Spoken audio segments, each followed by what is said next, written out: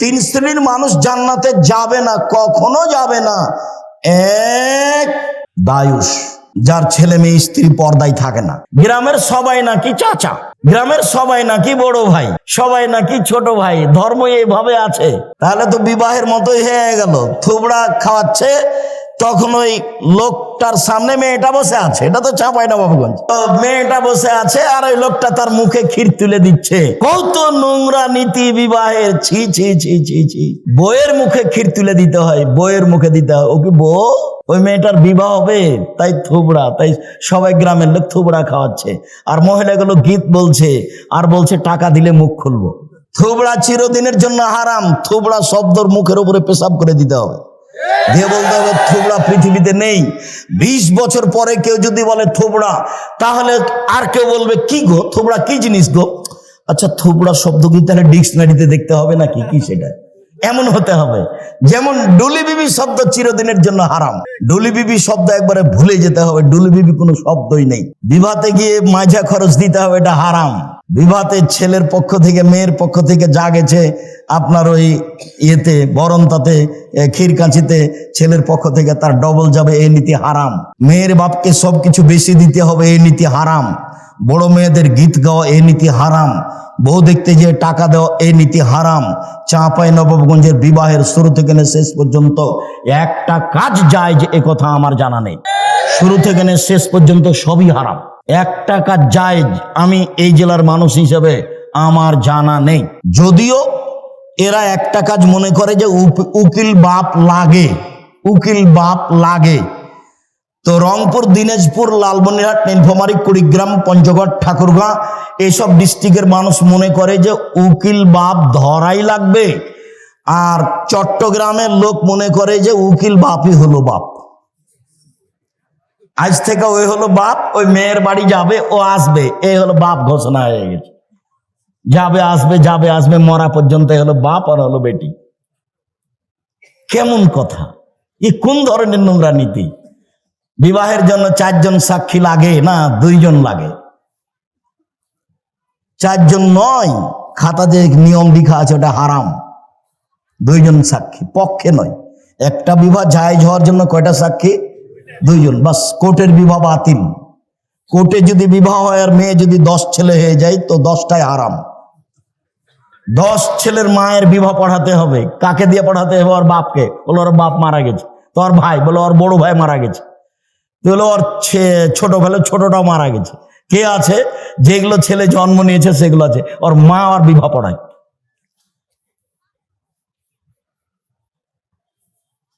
বিবাহ পড়াতেই হবে। কোর্টের বিবাহ বাতিল, কোর্টের বিবাহ বাতিল, কোর্টের বিবাহ বাতিল। আমি বলিনি, ও কথা মুহাম্মদ সাল্লাল্লাহু আলাইহি ওয়াসাল্লাম বলেছেন। বলছিলাম আল্লাহ তাআলা বলেন, তোমরা নিজেদেরকে জাহান্নাম থেকে বাঁচাও, পরিবারকে জাহান্নাম থেকে বাঁচাও। দেখি পরিবারকে কিভাবে জাহান্নাম থেকে বাঁচানো যায়। আবু হুরায়রা রাদিয়াল্লাহু তাআলা আনহু বলেন, রাসূল সাল্লাল্লাহু আলাইহি সাল্লাম বলেছেন, কুল্লু মাউলুদিন ইউলাদু আলাল ফিতরা, প্রত্যেকটা ছেলে মেয়ে ইসলামী ধারণ ক্ষমতা নিয়ে জন্মগ্রহণ করে।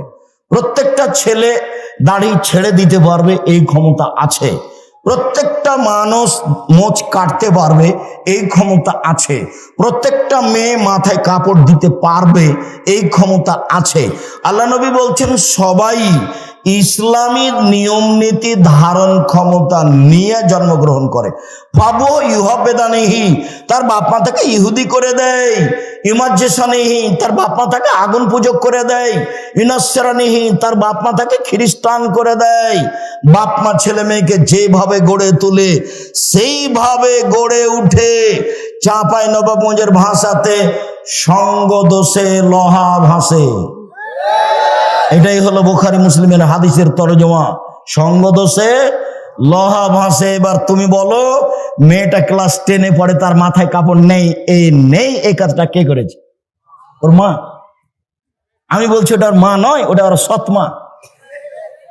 ওর মা বলবে, এক মাথায় কাপড় নিতে বাইরে না, কোথায় যাচ্ছিস? দাঁড়া তো ভেঙে দেবো একবারে। ওর মা সব সময় গরম হয়ে থাকবে তার বাচ্চার উপরে। হ্যাঁ, কোথায় গেছিলি এখন? এতক্ষণ গেছিলি কোথায়? ও তো পাহারাদার, আল্লাহ রাসূল বলছে।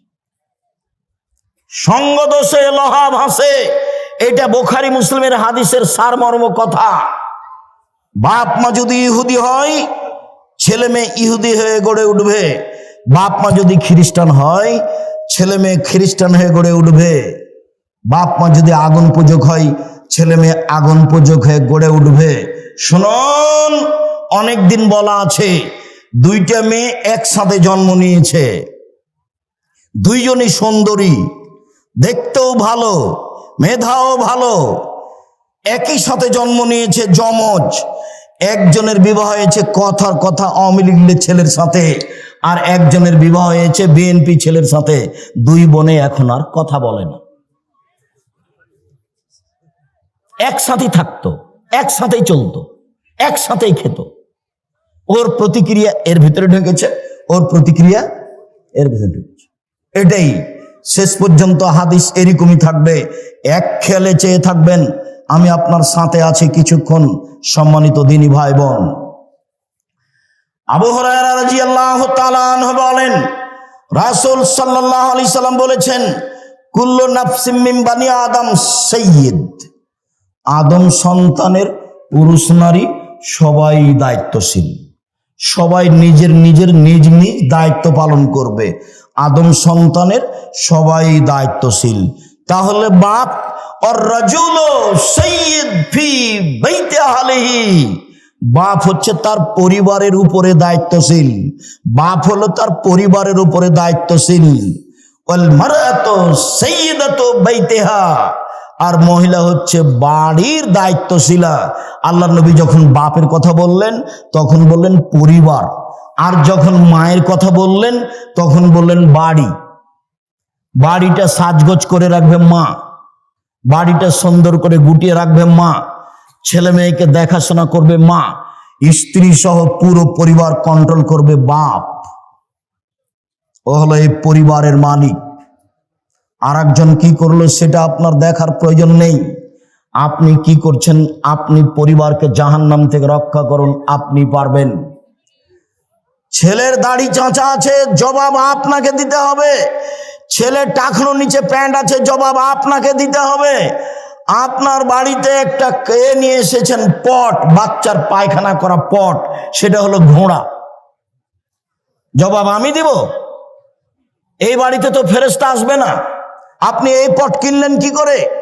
এই পট যদি আমাদের বাড়িতে যায় তাহলে প্রথমত মাথাটা কেটে দেওয়া হবে, যদি না হয় ফেরত দেওয়া হবে, যদি না হয় তাহলে মাটিতে পুঁতে দেওয়া হবে। আপনার স্ত্রী কি দায়িত্ব পালন করে? আপনার স্ত্রী একটা প্লেট কিনেছে, তাতে আছে চিংড়ি মাছ, ও নাকি শিক্ষিতা। আপনার স্ত্রী একটা আয়না কিনেছে, আয়না হলো রুই মাছ। আপনার স্ত্রী একটা তরকারির বাটি কিনেছে, সেটা হলো কাতল মাছ। কি বুঝাতে চাচ্ছেন আপনি আমাকে? আপনার শোকে যে কাঁকড়া সাজানো আছে, আপনার স্ত্রী অ্যালবামে ছবি ছেলে মেয়ের রেখেছে, বাপ মায়ের রেখেছে, এ শিক্ষিতা নয়। একজন অশিক্ষিতা মহিলা এ পরিবার কন্ট্রোল করতে পারে না, আপনিও পারবেন না। আপনি আপনার পরিবারের দায়িত্ব পালন করেন না। আপনার বাড়িতে কার্টনওয়ালা গেঞ্জি গেল কেন? আপনার ছেলের গায়ে কার্টন আছে, দেখা যাচ্ছে ছবি মানুষের, দিনরাত ঘুরে বেড়াচ্ছে, চোখে পড়ে না? আপনার স্ত্রী আপনার বাচ্চার পায়জামাটা প্যান্টটা রোজ ধুয়ে দিচ্ছে, প্যান্টটা টাকানোর নিচে যায়, সেটাও দেখতে পায় না। ও যে দায়িত্বশীল, কি দায়িত্ব পালন করে? আপনি যে দায়িত্বশীল, কি আপনি দায়িত্ব পালন করেন? সম্মানিত দিনী ভাই বোন, এই ছেলে, অপ্রয়োজনীয় কথা কি বলছো? চুপ থাকো। কেউ কষ্ট দেখ, কিছু বললো, ধৈর্যের পরিচয় দাও। ধৈর্য যেন ঘোড়ার ডিম না হয়। মানে ধৈর্য একটা জিনিস, সেটা কেউ কিছু বললো আমি তার উত্তর দিব না, তার নাম ধৈর্য। আমি আব্দুর রাজ্জাক বিন ইউসুফ, আমাকে কেউ যদি একবারে ফেসবুকে ইউটিউবে ধুয়ে ছেড়ে দেয়, আমি তার নামটাও নেব না, আমি তার নামই নিনে। আমার জীবনে আমি কোনোদিন মাযহাব নিয়ে কথা বলিনি, মাযহাবের পাতা ছিঁড়ে দিয়েছি। আর আমি কোনোদিন কারোর বিরুদ্ধে কথা বলিনি, সে যাই বলুক। আমি তার বিরুদ্ধে কথা বলা প্রয়োজন মনে করি না। আর যারা বলছে তাদেরকে আমি আলেমও বলি না। আলেমের এটা গুণ নয় যে ফেসবুক আর আপনার ওই ইউটিউব হবে হাইকোর্ট আর জজ কোর্ট, বিচার ওটাই হয়ে গেল। জালেমের বিচার দুইবার হবে, জালেমের বিচার দুইবার হবে, একবার ইহকালে হবে, একবার পরকালে হবে। আল্লাহর নবী বলছেন ইন্নাল্লাহ ইউমলিল যালিম, জালেমকে আল্লাহ সুযোগ দেন জুলুম করার। ওয়াইদা আখাযাহু লাম ইউফলিথু, আর যখন ধরেন তখন আর ছাড়েন না, মাত্র 45 মিনিট দেশ ছেড়ে দিতে হবে। কত দিন জুলুম করবে সে কথা আল্লাহ নবী বললেন না, হাদিস বুখারী মুসলিম। আল্লাহ নবী বললেন জালেমকে আল্লাহ জুলুম করার সুযোগ দেন, কত দিন জুলুম করবে এ কথা বললেন না। তার জুলুম অত্যাচারে হাজারো লাখো মানুষ জেলে হাজতে বাইরে রাস্তা ঘাটে হারিয়ে যাবে, মারা যাবে, তবুও সে জুলুম করবেই। কতদিন? যতদিন উপরে ফয়সালা আছে। নইলে ১৫০০ বছর জুলুম করার সুযোগ ফেরাউন পায়, তা কেমনে পায়? লৌহ শলাকাধারী ফেরাউন যে তার বিরুদ্ধে গেছে তাকে চিৎ করে শয়ে হাতে পায়ে কাঁটা মেরে দিয়েছে, দিয়ে সাপ বিচ্ছু গায়েল তুলে দিয়েছে। তো আপনাদেরও চোখ ঢেকে বন্ধ করে আয়না ঘরে রাখাও খুব একটা যে কম তার চেয়ে তা নয়, এটাও বছর বছর কম নয়। তো জালেমের বিচার দুইবার হবে। ফেরাউন অত বোকা ছিল না, পানি দুই দিকে দাঁড়িয়ে আছে, যেখানে পানির গভীরতা 1 কিলোমিটার সেখানে পানির পাহাড়ের উঁচুতা 1 কিলোমিটার, যেখানে পানির গভীরতা 10 কিলোমিটার সেখানে পানির পাহাড়ের উঁচুতা কত? 10 কিলোমিটার। পানি তো দুই দিকে দাঁড়িয়ে আছে। তো এই রাস্তা দিয়ে মুসা আলাইহিস সালাম চলে গেলেন, ফেরাউন চলে গেলে পানি জমা হয়ে যাবে না, যে এইটা ফেরাউনের বিশ্বাসের অভাব ছিল না, যেতেও পারে, কিন্তু সে এত ক্ষেপে আছে যে রাগের কারণে তার বুদ্ধি কমে গেছে। আপনি রেগে গেলেন তো হেরে গেলেন, রাগ মানুষকে ভুল পথে নিয়ে যাবে। তাই একজন লোক এসে বলছেন আল্লাহ নবী ফাউসিনি বিখাইরিন, আমাকে কল্যাণের উপদেশ দেন। তখন আল্লাহ রাসূল বলছেন লা তাগজাব, রাগ করো না। আরো বলেন কিছু, লা তাগজাব, রাগ করো না। আরো কিছু বলেন, লা তাগজাব, রাগ করো না। এই কথা রাসূল সাল্লাল্লাহু আলাইহি ওয়াসাল্লাম বারবার বললেন, হাদিস বুখারী মুসলিম। তো রাগের কারণে তার বুদ্ধি কমে গেছিল, সে যখন ভিতরে চলে গেল তখন তো পানি এক জায়গায় জমা হয়ে গেল। যখন জমা হয়ে গেল তখন ফেরাউন বলল আমানতু আল্লাহ ইলাহা ইল্লাল্লাযী আমানাত বিহি বানু ইসরাঈল, আমিও সে আল্লাহকে মেনে নিলাম যে আল্লাহকে বানু ইসরাঈল মুসা মেনে নিয়েছে। ওয়া আনা মিনাল মুসলিমিন, আমি একজন মুসলিম। এই কথা ফেরাউন বলল। তা আল্লাহ বললেন আলান, ও এখন আসাইতা কাবলো, তুমি তো একটু আগে নাফরমান ছিলে, এখন মেনে নিলে? তারপরে বলছেন আল ইয়াউমা নুনাজ্জিকা বিবাদানিকা লিতাকুনা লিমান খালফাকা আয়া। ফেরাউন, তোমার মুসলিম ঘোষণা দেওয়া তো বহু দূরের কথা, তোমার শরীরটা আমি চিরদিনের জন্য রেখে দিলাম, তোমাকে মানুষ দেখে উপদেশ গ্রহণ করবে যে ফেরাউন ছিল অত্যাচারী, স্বৈরাচারী, স্বেচ্ছাচারী, উদ্ধত, জালেম। মুসা আলাইহিস সালামকে আল্লাহ বলছেন ফেরাউনের কাছে যান, দাওয়াত দেন। আমার মুখের ভাষা সাবলীল নয়, আমি ভালো ভাষা বলতে পারি না, আমি যাব না। তো বলছেন যেতে হবে, তাহলে ও আমাকে মারবে। আমার পক্ষ থেকে তার ব্যাপারে তার কাছে একটা অপরাধের অভিযোগ আছে, আমি এক থাপ্পড় দিয়ে মানুষ মেরেছি, ও গেলেই আমাকে মারবে। তো বললেন আমি তোমার সাথে আছি। মারবে কি করবে, আমি সাথে আছি। তো বললেন তাহলে আমার ভাইকে সাথে দিতে হবে। ঠিক আছে, তাই হলো। তোমার ভাইও সাথে থাকবে। দুই ভাই মিলে চলে গেলেন। গিয়েই বললেন বানি ইসরায়েলকে ছেড়ে দেন, মানে স্বাধীনতা চাইতে হবে। বানি ইসরায়েলকে দাস দাসীতে পরিণত করে রেখেছেন, বানি ইসরায়েলকে ছেড়ে দেন।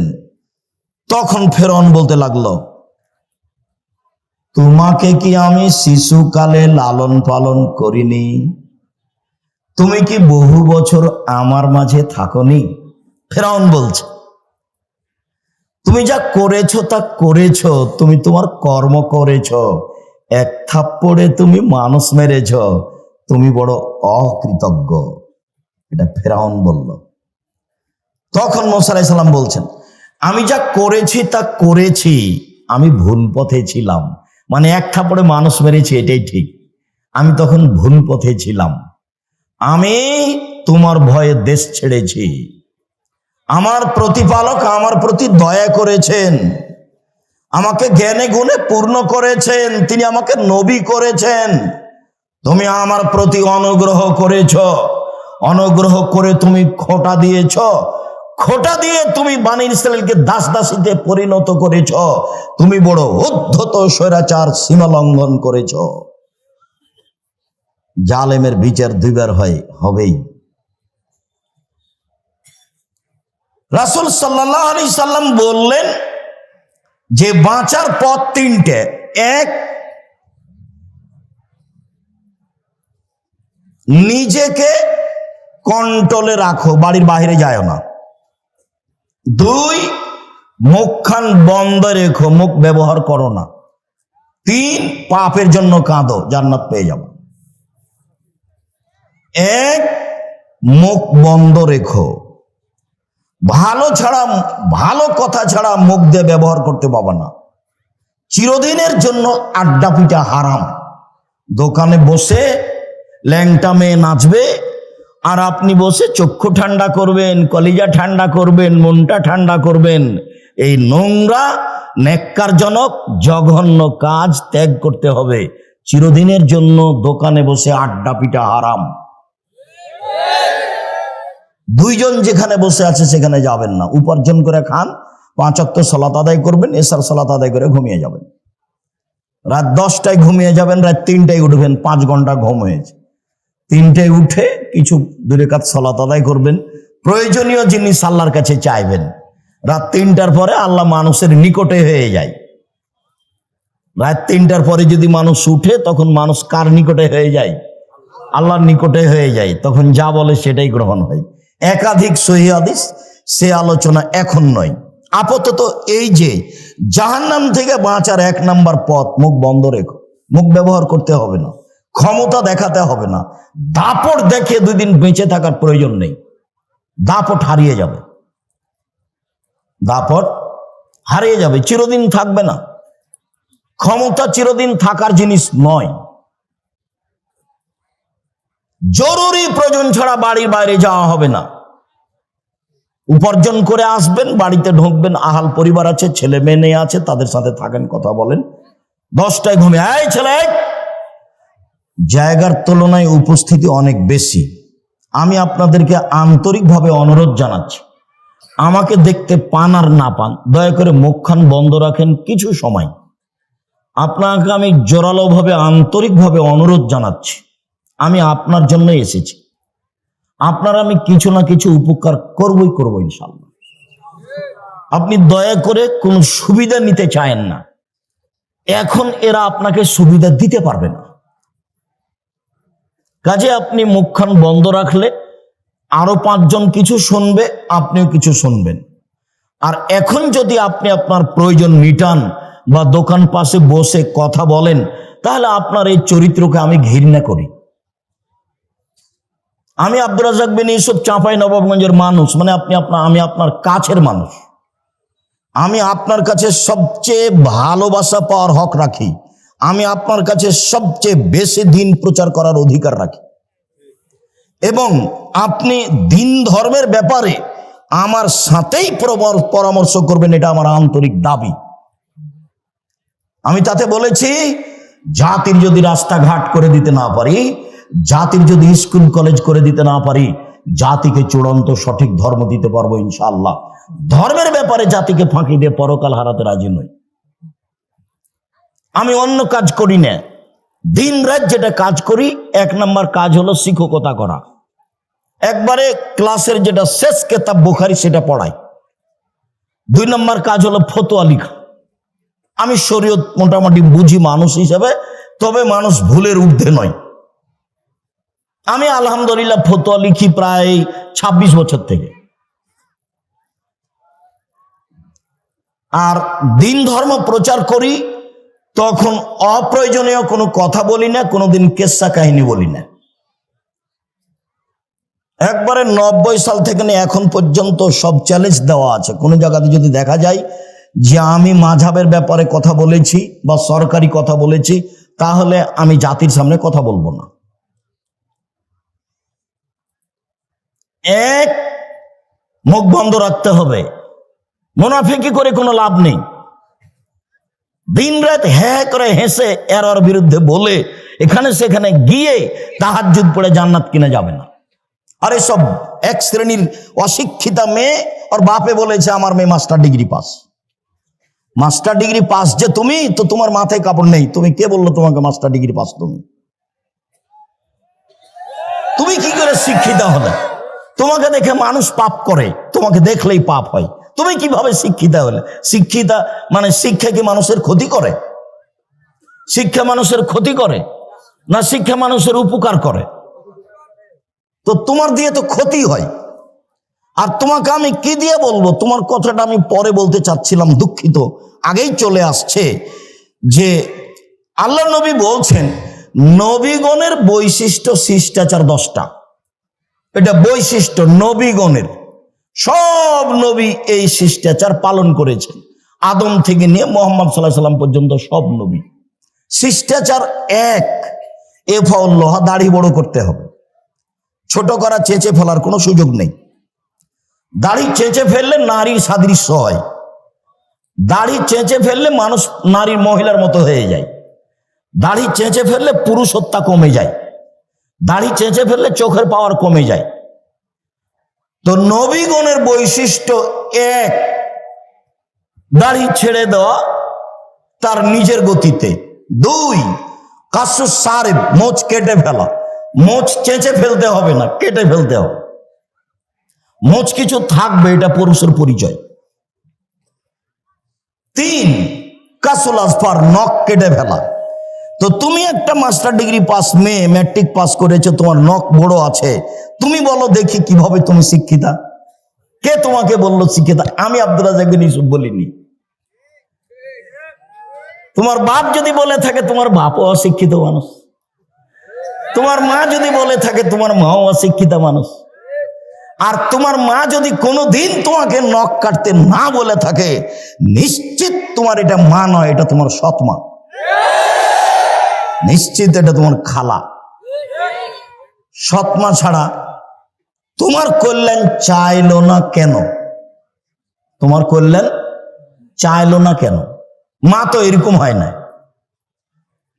মার ব্যাপারে একটু পরে কথা আসছে, মা কাকে বলে, যেহেতু আদর্শ পরিবার আলোচনা। তো নখ বড় কেন? কেন নখ বড়? নবীগণের বৈশিষ্ট্য নখ কেটে ফেলতে হবে। রাস্তাঘাটে দেখেছি সেই জন্য রাখতে হবে? বিমানবালার আছে সেই জন্য রাখতে হবে? হিন্দুদের নীতি হলো কপালে টিপ দেওয়া। হিন্দুদের নীতি হলো কপালে টিপ দেওয়া। তোমার কপালে টিপ কেন?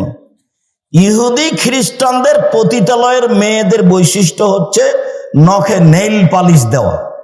ইহুদি খ্রিস্টানদের পতিতালয়ের মেয়েদের বৈশিষ্ট্য হলো নখে নেইল পালিশ দেওয়া।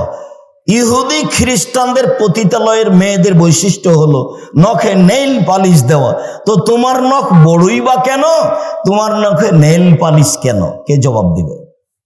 আমি যদি তোমার বাপ মাকে অশিক্ষিত প্রমাণ করতে না পারি, আমি আব্দুর রাজ্জাক বিন ইউসুফ নিজের জেলায় বক্তব্য দেওয়া ত্যাগ করলাম, জিন্দেগিতে বক্তব্য দেব না।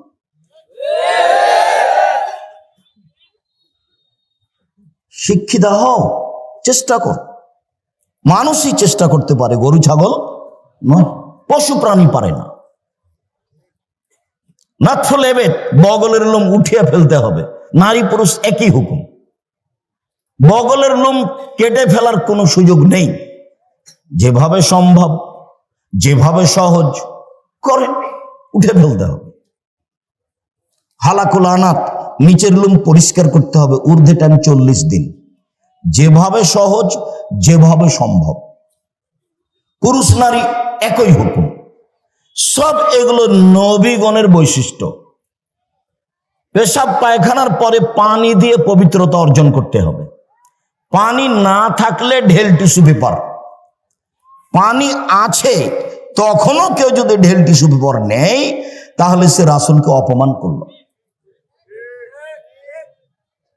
আর যারা বুঝেছে যে আগে ঢেল টিস্যু পেপার পানি পরে পবিত্রতার জন্য, তারা রাসূলের সাথে অন্যায় আচরণ করেছে।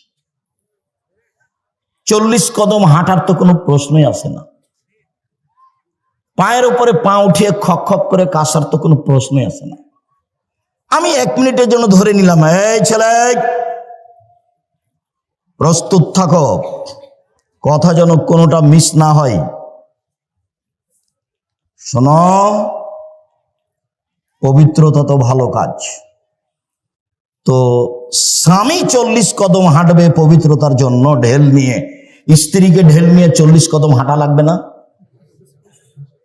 ধর্ম কি একজনের জন্য? স্ত্রীকে পায়ের উপরে পা উঠাতে হবে না? স্ত্রীকে পবিত্রতার জন্য খক খক করে কাশতে হবে না? ভুল হিসাব। রাসূলের কাছে থাকেন, পথ সহজ হবে। বলছে আব্দুর রাজ্জাক সাহেব, বেশ কিছুক্ষণ ঢেল নিয়ে থাকার পরে থাকি এই জন্য যে পেশাব আসছে বলে মনে হয়। 40 ঘন্টা পরে যদি আপনি টিস্যু ফেলেন তবুও মনে হবে যে পেশাব আসলো মনে হয়। কেন? শয়তান এখন আপনাকে বোকা বানিয়েছে। আল্লাহর নবী বলছেন যে মসজিদ থেকে বের হবা না বায়ুর শব্দ স্পষ্ট কানে না শুনলে, আর বায়ুর গন্ধ স্পষ্ট নাকে না আসলে। কেননা শয়তান পেশাব পায়খানা রাস্তায় চলাচল করে। তুমি যদি সন্দেহের মধ্যে পড়ো তাহলে শয়তান তোমাকে বোকা বানাবে। আপনি এখন বলেন যে পেশাব এসে যদি কাপড় ভিজে যায় তবু আর উজু করবো না, এই সর সর শয়তান সর, কাপড় ভিজে যাক তুই সর এখান থেকে, তারপরে কোনো কথা। নইলে আপনি টিকতে পারবেন না। পাপের জন্য কাঁদুন, কথা এখানে সংক্ষিপ্ত করছি। একটা কথা থাকলো, পাপের জন্য কাঁদুন। রাসূল সাল্লাল্লাহু আলাইহি সাল্লাম বলেন, লা ইয়ালিজার রাজুলুন নারা বাকা মিন খাশিয়াতিল্লাহ হাত্তা ইয়ালিজাল লাবানু ফি দারে। গাভীর বাঁট ওলান থেকে চাপ দিয়ে দুধ বের করে ভিতরে ঢোকানো যায় না যেমন, আল্লাহর ভয়ে কাঁদে যে সে জাহান্নামে যাবে না তেমন। এই ছেলে দেখো তো, এই যে বাচ্চাগুলি কথা বলছে, তোমরা যারা আমাদের এখানে সহযোগিতা করতে এসেছো, ওই বাচ্চাগুলোকে একটু তোমরা কন্ট্রোল করো না। ও তো আমার অসুবিধা করছে, আরো তো 5 জনের অসুবিধা করতেই পারে। আর তোমরা যারা এই পাড়ার ছেলে, আজকে তো তোমরা বক্তব্য শুনতে পাবা না, আজকে আমাদের সহযোগিতা করো। গাভীর বাঁটে ওলানে চাপ দিয়ে দুধ বের করে ভিতরে ঢোকানো যেমন অসম্ভব, আল্লাহর ভয়ে কাঁদে যে তার জাহান্নামে যাওয়া তেমনি অসম্ভব। জান্নাত পাওয়ার সুবিধাজনক একটা বিশাল বড় পয়েন্ট, সেটা হলো রাতে আল্লাহর ভয়ে কাঁদা। আর যখন আল্লাহ নবী বলেছেন যে আল্লাহর কাছে 4টা জিনিস সবচেয়ে প্রিয়, তার 1 নম্বরে যেটা আছে সেটাই সহজ, বাকি 3টাই কঠিন। 1 নম্বরে আছে যে আল্লাহর ভয়ে 1 ফোঁটা চোখের পানি। এটা আল্লাহর কাছে যত প্রিয়, হজ তত প্রিয় নয়, রামাজানে শ্যাম তত প্রিয় নয়, তাসবিহ তাহলিল জিকির আজকার তত প্রিয় নয়। 1 ফোঁটা চোখের পানি আল্লাহর কাছে যত প্রিয়। আব্দুল্লাহ ইবনে উমর রাদিয়াল্লাহু তাআলা আনহু বলেন, এই চলে বসো, অল্প সময়, আপনি বিরক্ত হয়ে আমাকে কষ্ট দিবেন না। আর আমি তাফসির মাহফিল করতে আসিনি যে আপনি বাদাম খাবেন আর আমি কেসা কাহিনী বলবো, এরকম কাজ আমি করি না। আর তাফসির মাহফিলের কথাটা আসতে আপনার সাথে আমি একটা কথা বলে রাখছি, আমি আব্দুর রাজ্জাক বিন ইউসুফ, আপনার বাড়ির মানুষ। আমি চাঁপাইনবাবগঞ্জের মানুষ মানে আমি আপনার বাড়ির মানুষ, আপনার বাড়ির মানুষ আমি হতে চাই। আপনি উপেক্ষা করে কিছু করলে জবাব আপনাকে কিয়ামতের মাঠে দিতে হোক, এটা আমি চাই না। শুনুন, আল্লাহ রাসূল বললেন, পৃথিবীর মানুষ বাল্লিগু আন্নী ওয়ালা আয়া, আমার একটা কথা জানা থাকলে অন্যকে বলো। পৃথিবীর মানুষ আমার একটি কথা জানা থাকলে অন্যকে বলো। 2, ওয়া হাদিসু আন বানি ইসরাঈল ওয়ালা হারাজ, বানি ইসরাঈলের কাহিনী বলো, কোনো দোষ নেই। বানি ইসরাঈলের কাহিনী বলো, কোনো দোষ নেই। আমান কাযাবা আলাইয়া মুতাআম্মিদান ফালিয়াতাবাওয়া মাকাদাহু মিনান নার, কেউ যদি কোনো কথা আমার নামে বলে, সেই কথা যদি আমার না হয়, তাহলে তার থাকার জায়গা জাহান্নাম। পাগড়ি যত বড়ই হোক, জুব্বা যত বড়ই হোক, রেহাই হবে না। আপনি যেই কথাটা মুখ দিয়ে বললেন, যেই কথাটা কলমে লিখলেন, সেটা যদি নবীর না হয়, তাহলে আপনার থাকার জায়গা জাহান্নাম। জেনা করে জাহান্নামে গেছে এ কথা নয়, সুদ খেয়ে জাহান্নামে গেছে এ কথা নয়, মানুষকে মেরে জাহান্নামে গেছে এ কথা নয়, জুলুম অত্যাচার করে জাহান্নামে গেছে এ কথা নয়। ধর্মের নামে একটা কথা বলেছে যেটা রাসূলের নয়। আমি আপনাকে শতদিন বলেছি, আমার চাচাতো ভাই চাঁপাইনবাবগঞ্জ শহরের ওই পাশে বক্তব্য শুনতে এসে আমাকে বাড়িতে গিয়ে বলছে যে তাফসির যে করলো, সে কি তাফসির, ওগুলো তোরা জানিস না। ভাইজান কি বললো, ও ছাড়, ওগুলো তোরা পারবি না। আচ্ছা বলেন, আমি একটু শুনি, কি করলে একটু বলেন না। তখন বলছে জীবনে ওই সব তাফসির শুনিসনি। আচ্ছা শুনিনি বলেন তো। বলছে যে আদম আলাইহিস সালাম ঘুম থেকে উঠে দেখেন পাশে একজন সুন্দরী মহিলা। তো আদম আলাইহিস সালাম হাত বাড়ালেন, তখন ফেরেশতা বলছেন থামেন। তো আদম আলাইহিস সালাম বলছেন কেন? বলে মোহর দিতে হবে।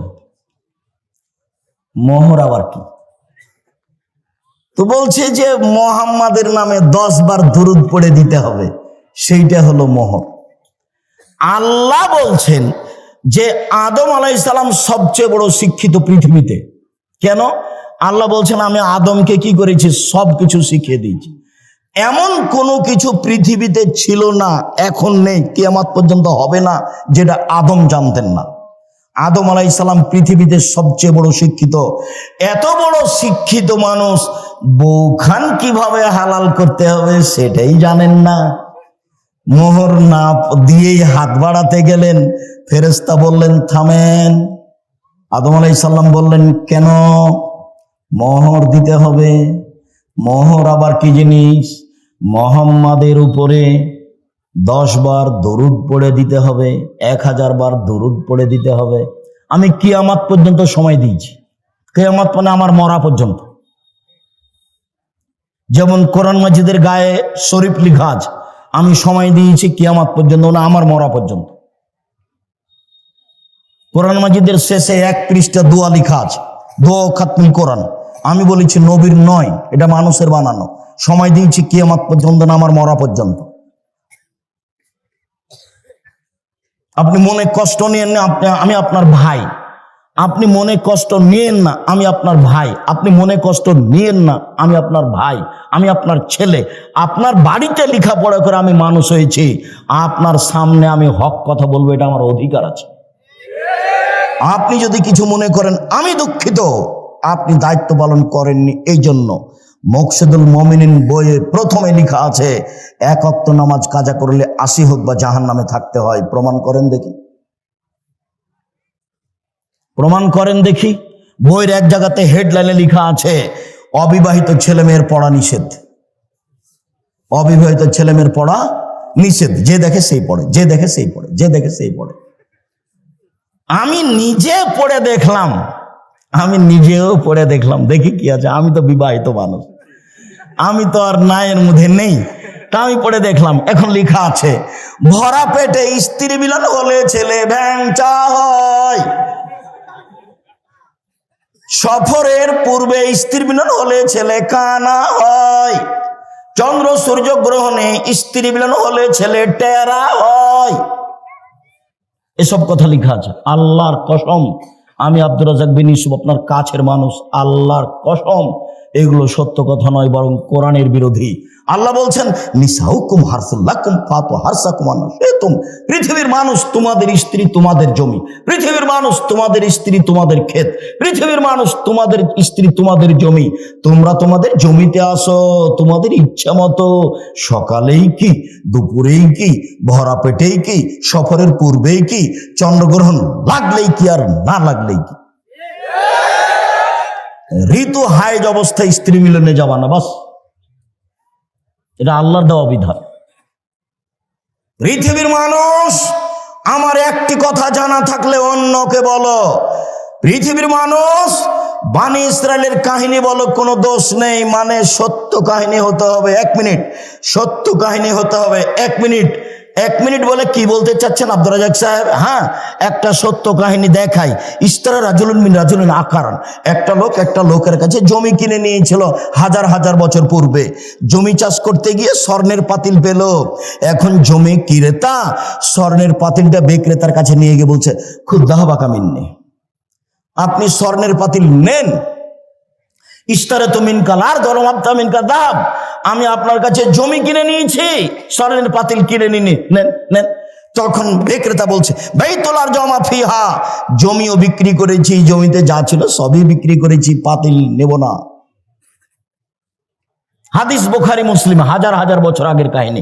এই হলো বানি ইসরায়েলের কাহিনী। পৃথিবীর আলেম ওলামা, তোমরা বানি ইসরায়েলের কাহিনী বলো। ও মুফাসসির সাহেব, আপনি বানি ইসরায়েলের সত্য কাহিনী বলেন, আপনি সহিহ হাদিস বলেন। যদি আপনার কোনো কথা এমন হয়ে যায় যেটা নবীর নয়, তখন থাকার জায়গায় জাহান্নাম, পথ ঘাট থাকবে না। যোগ্যা যত বড়ই হোক, পীর যত বড়ই হোক, লাভ হবে না, বাঁচার কোনো পথ নেই। হাদিস বুখারী মুসলিম।